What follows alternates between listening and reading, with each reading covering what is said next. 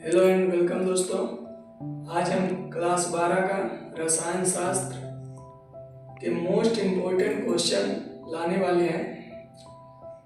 12वीं का बोर्ड परीक्षा जो कि 10 फरवरी से स्टार्ट होने वाली है, उसमें से हम केमिस्ट्री के कुछ ऐसे महत्वपूर्ण क्वेश्चन लाए हैं जो हमारे बोर्ड परीक्षा में 100% आएंगे।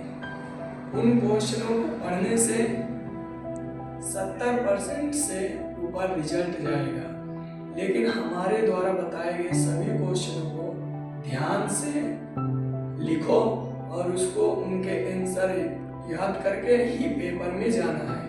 हम देखते हैं कौन कौन से क्वेश्चन हमको लिखना है।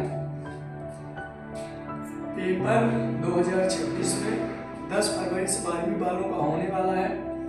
उसमें से अति उत्तरीय प्रश्न हम लेके आए हैं, दीर्घ उत्तरीय प्रश्न लेके आए हैं, लघु उत्तरीय प्रश्न लेके आए हैं, जिनमें से हमारा पहला क्वेश्चन है परासरण क्रिया पर ताप का क्या प्रभाव पड़ता है।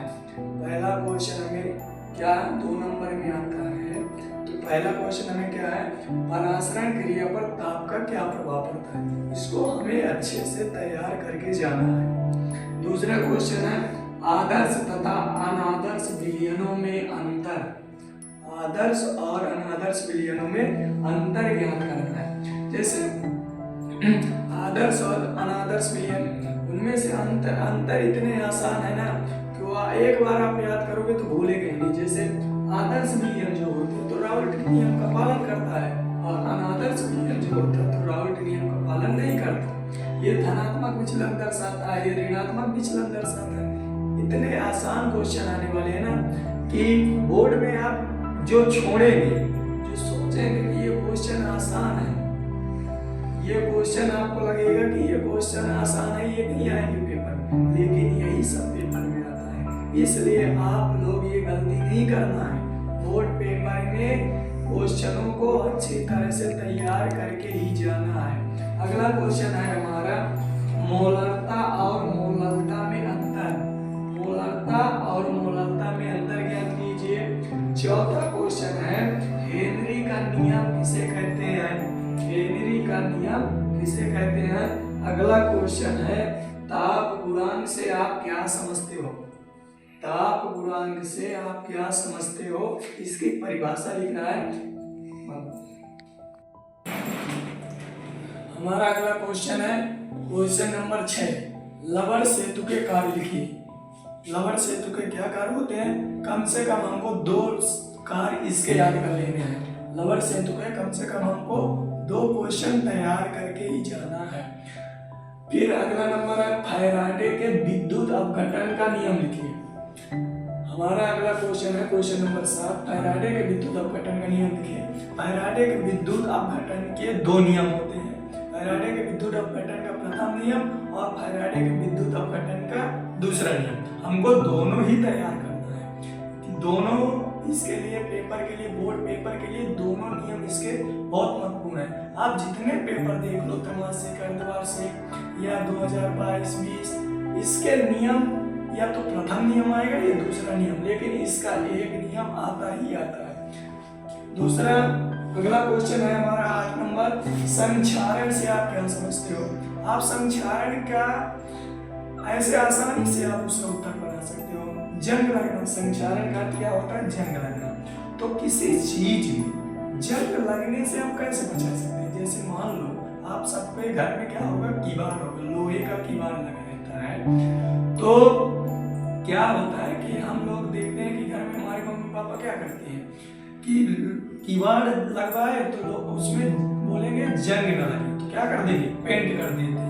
जंग न लगे तो क्या कर देंगे, पेंट कर देंगे। तो एक तो यही हो गया, संक्षारण से हमें बचाने के लिए हम कीवाड़ों में पेंट लगाते हैं, उसी के बारे में आपको लिखना है। अगला क्वेश्चन है कोलरास का नियम लिखिए। कोलरास का नियम 10वां नंबर है, डी ब्लॉक के तत्व और एफ ब्लॉक के तत्व में अंतर। ये क्वेश्चन आते ही आते हैं। ये डी ब्लॉक और एफ ब्लॉक के तत्व में अंतर 100% आएगा आपके पेपर में। आप अभी सोच रहे होंगे कि ये नहीं आता है, हम ऐसे ही बना रहे हैं, वीडियो व्यूज उसके लिए हम बना रहे हैं। लेकिन आप जब पेपर में बैठेंगे तब आपको ये क्वेश्चन मिलेगा, तब आपको हमारा याद आएगा वीडियो। अगर उस वीडियो से देखे थे सर की क्लास में, तो अगर हम उस क्वेश्चन को याद कर लेते तो आज हमारा 2 नंबर नहीं जाता। और आप लोगों को पता है कि बोर्ड पेपर के एक एक नंबर हमारी जिंदगी के लिए कितने महत्वपूर्ण होते हैं। आप लोगों को अपने माँ बाप का सपना पूरा करना है तो आपको कड़ी मेहनत करना पड़ेगा। आपके पास ज्यादा टाइम नहीं है, आपके पास मुश्किल से 10 दिन टाइम है, और जब तक हमारी वीडियो आपके पास पहुंचेगी तब तक और टाइम बीत चुका होगा। इसलिए लेट ना करें अपने माँ बाप के सपनों को, जो आपके माँ बाप आपकी आस लगाए बैठे कि मेरा बेटा ऐसा करेगा। आप उनके जो उनके विचार है, उनकी इच्छा है, तो उन पर खरा उतरे और अपने गांव और शहर का नाम रोशन करें। हमारा अगला क्वेश्चन है क्वेश्चन नंबर 11। द्विक लवण और संकुल लवण में अंतर लिखिए। द्विक लवण और संकुल लवण में अंतर लिखिए। क्वेश्चन नंबर 12 लिगैंड क्या है। अगला क्वेश्चन है डीडीटी के 2 उपयोग लिखिए। फिनॉल और एल्कोहल में अंतर, डीएनए तथा आरएनए में अंतर।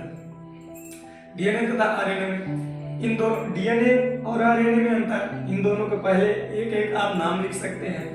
डीऑक्सी राइबो न्यूक्लिक अम्ल और आरएनए का राइबो न्यूक्लिक अम्ल। आप